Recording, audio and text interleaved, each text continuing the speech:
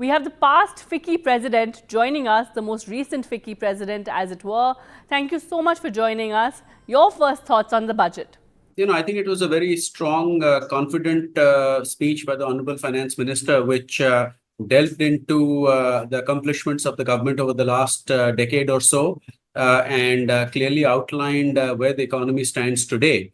And I think what stood out is the clear articulation of the focus areas of the government, which is the poor, the women, the youth, and farmers, who need to be, adequately empowered and capability building in order to contribute to Viksit Bharat.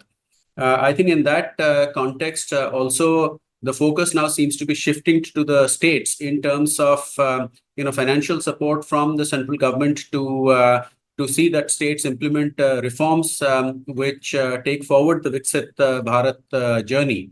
What is important is obviously the focus on growth, which is both sustainable and inclusive. And on the sustainability side, you have measures like the viability gap funding for offshore wind. You have an emphasis on the EV ecosystem. Of course, the rooftop solar scheme for which will benefit 1 crore households. So all of these are, I think, important measures. Equally, the large outlay for research and development, and that to 50-year interest-free loans, I think is a much needed step, which will give a boost to innovation in the country.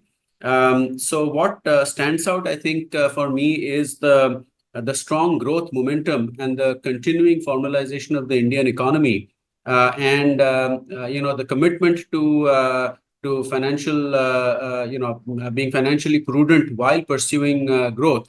And I think that is evident from containing the fiscal deficit to 5.8% for the current year, and a commitment to bring it down to 5.1% for FY25. These are all, I think, speaks volumes of the government's confidence in where India stands today. In fact, as the Honorable Prime Minister also mentioned in his remarks immediately after the budget, that we are in a sweet spot. And this is clearly our moment to encash our potential and, really grow rapidly, becoming the third largest economy in the world in the near future.